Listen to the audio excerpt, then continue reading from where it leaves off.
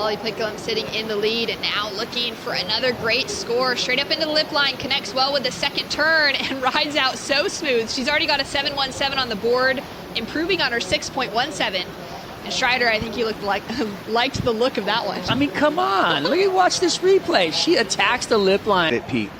And this score, and there's a score for Imai, but look at this. As you can hear, the crowd goes nuts because he is lifting off and landing perfectly with a big air 3 on the backhand.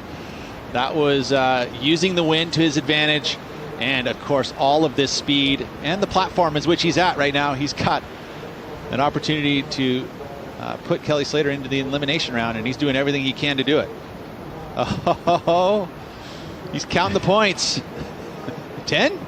Pulling 5, maybe another ramp, setting up Italo Ferreira, big front side full rotation punt. He'll point to the judges. John Florence representing Alex Florence for International Women's Day. His mother, that is incredible surfer, snowboarder, skateboarder, free falling into the pit. Florence, wow, standing tall, making it look so easy, getting the ride of the day. Waiting for score for Zeke, priority with John, as he will pack this left. One big pump. It's staying wide open. Florence gets the exit. Crazy stuff.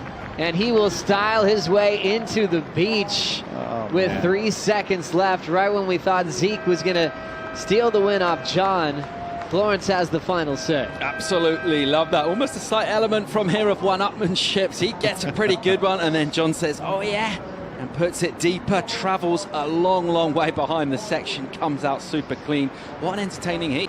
Yeah, lots of energy in the Atlantic. And Strider, you're pretty good with, I'll get back to the talk of what the future brings, because in the present right now, Joao Chianca coming out of a barrel in a big way. And we were just talking about just the potential and the tube maestro in the way of Joao Chianca. That was a technical, deep barrel ride strike. Knowing that he can come back if he gets a shot, it might be decision time for Frederico with priority.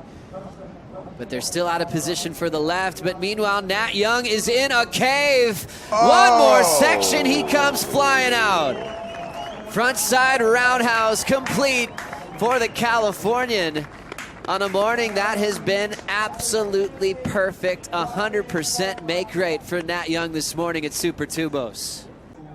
Meanwhile, right behind him, Baker, a late drop from him. A big tube, gets a little clip on the head, but survives it. And will he come out? He does. Baker with a mental tube.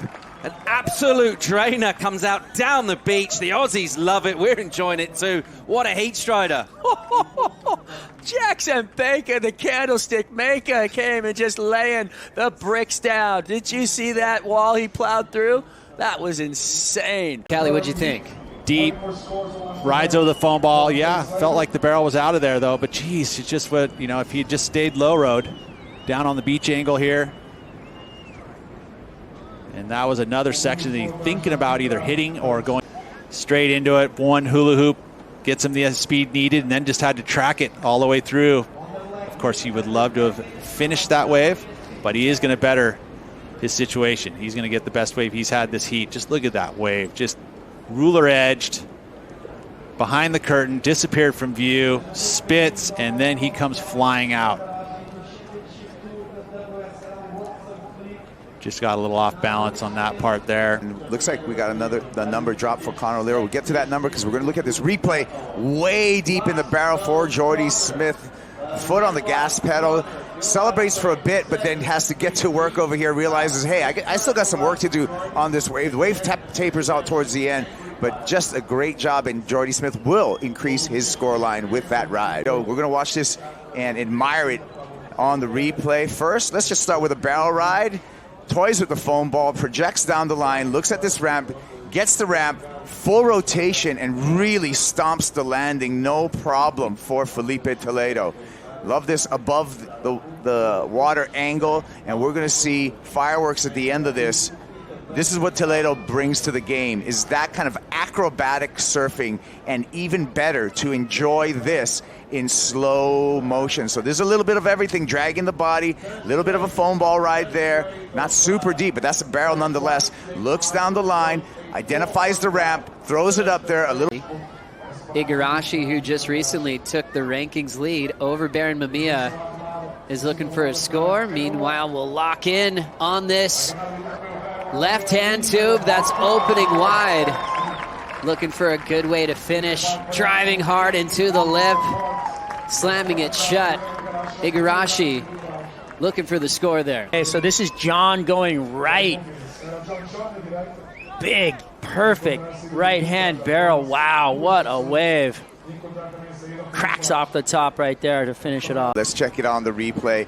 Looks down the line, pumps before she gets behind the curtain, threads that tube, and then watch this, on the rail the whole time, right back around before she kicks out. That was a combination of barrel riding as well as a major maneuver and just a picturesque look at a well-executed tube and carve by the 5-time world champ, Carissa Moore.